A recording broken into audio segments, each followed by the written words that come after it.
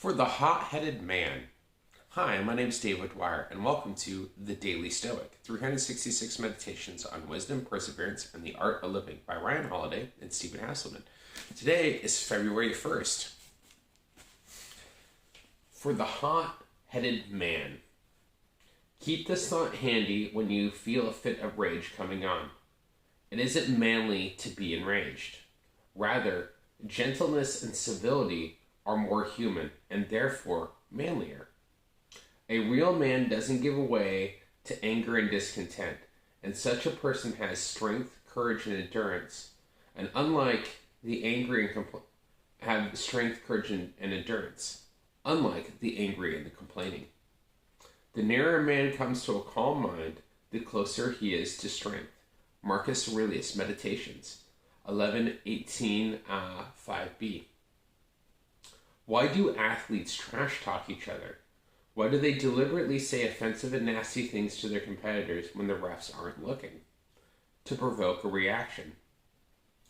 Distracting and angering opponents is an easy way to knock them off their game. Try to remember that when you find yourself getting mad. Anger is not impressive or tough. It's a mistake. It's weakness.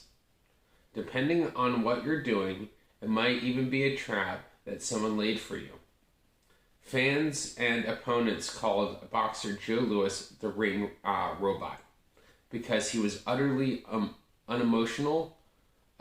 His cold, calm demeanor was far more terrifying than any crazed look or emotional outburst would have been. Strength is the ability to hold oneself. It's being the person who never gets mad, who can't be rattled because they are in control of their passions, rather being controlled by their passions. That's a great question.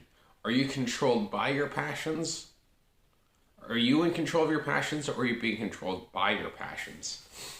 Yeah, no, I think that's a really interesting one. So for the month of February, it's passions and emotions. So we're going to be talking about that for the next month. And yeah, I think anger is a great one to start off with here. Because it kind of reminds me of like why people like the Andrew Tates and like the red pill kind of stuff. Why it kind of ends up, while a lot of their points may be correct, it's the fact that it usually comes across as emotional outburst or as anger. People aren't listening. It's not getting, the message isn't getting across because all they're seeing is an angry man going, wah, right? And it's so recognizing how, when dealing with people, knowing how to hold your anger in check, keeping that calm mind, that anger is just one of your emotions. So knowing how to be in control of it instead of it controlling you. And I'm not going to say that it's easy, because there are definitely times where my anger has taken control of me. And I've lost it, and I'll flip off on the handle. But I know the times where I've been the strongest are the times where I can keep my anger and my emotions in check.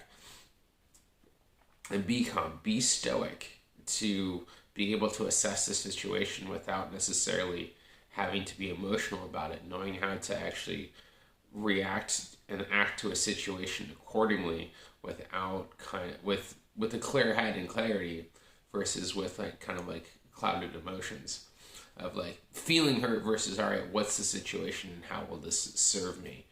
You know, it's usually a lot of the times that I'll ask myself, how will this anger serve me?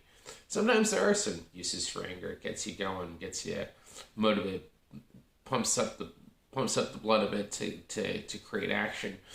But at other times it can be taken way off the reservation as well, and going the complete opposite way. And it's just too much, and then you're not in control anymore. So it's finding that control and that balance, especially when it comes to our emotions. Well, congratulations. Thank you so much. We've made it into a new month. We've completed 1 month, and we're moving on to month 2. So excited. So don't forget to like, subscribe, share, follow the playlist. So if you miss anything, you can see the rest over there. And with that, though, I wish you guys a great, if not better, day.